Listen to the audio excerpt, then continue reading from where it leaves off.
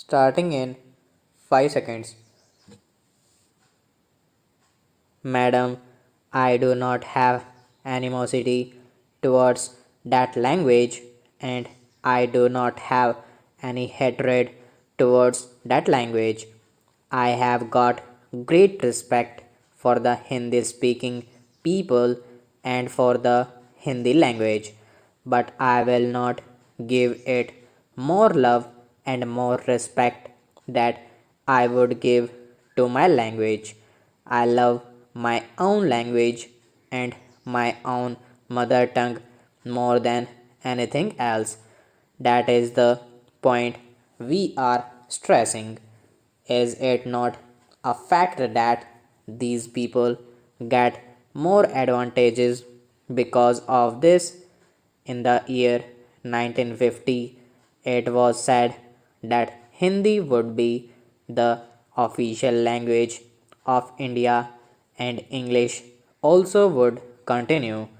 Then in 1965, because of the agitation in the South, they extended it for another 10 years, and now they say that Hindi would be the sole official language.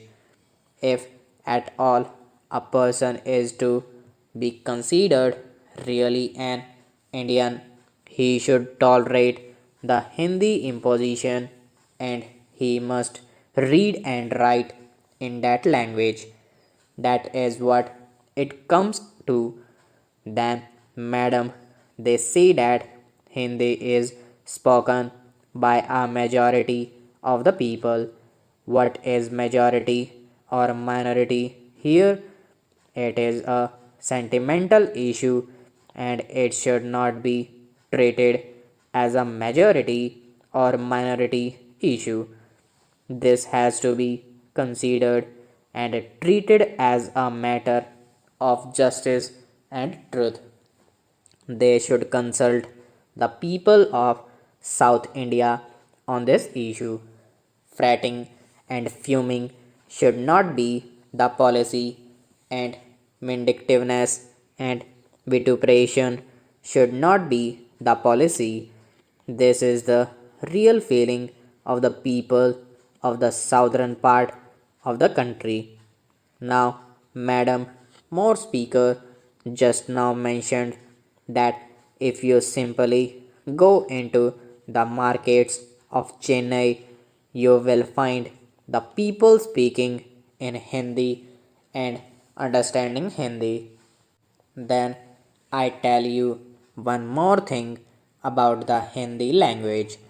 I tell you one more thing about the Hindi language. They talk about majority and minority. What is majority? Majority means 51% of the population of this country who are speaking Hindi, but even according to the census report, it was stated that 42% of this country are in opposition to understand Hindi.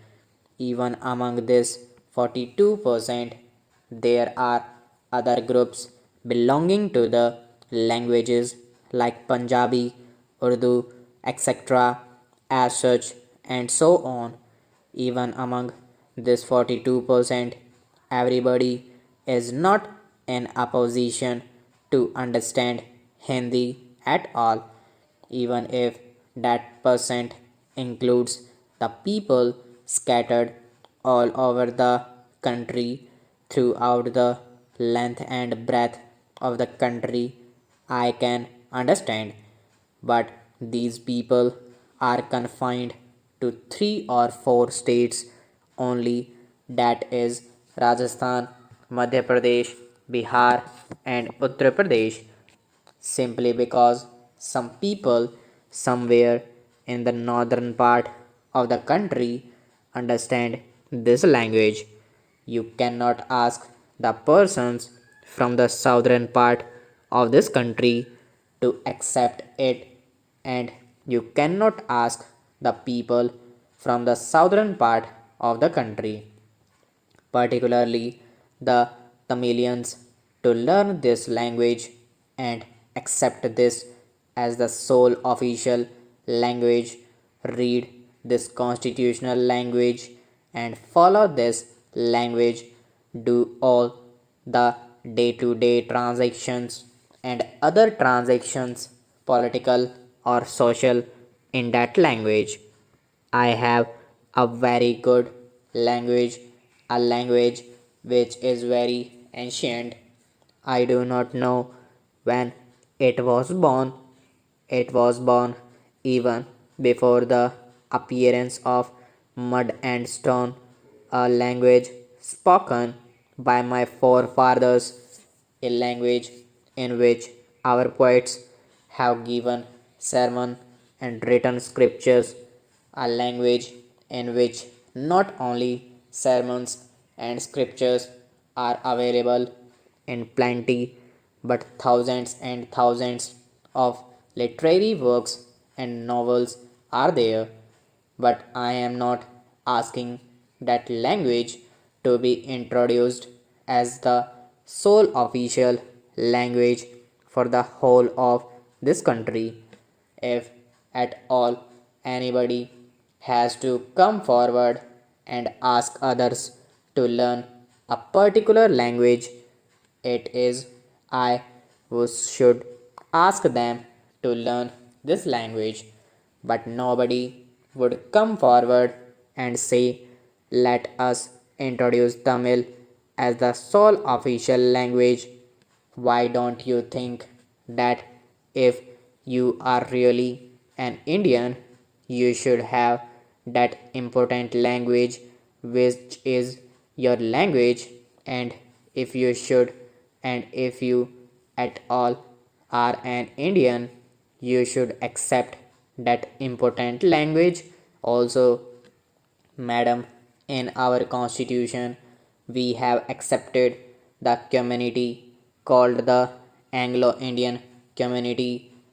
We have accepted that community in our constitution, and that Anglo Indian community is a minority community, and that minority community speaks English and English language as its mother tongue. Then is it not the bounden duty of the citizens of India to think that English, which is spoken by this community and which community has been accepted in the constitution, is also accepted as one of the official languages? Madam, English is not the mother tongue of the Britishers alone. They had also to import many words from so many sources, and English has become a very wonderful thing, and it has now become a language which is understood by the entire world. It is a language through which we can understand technical know how. Stop.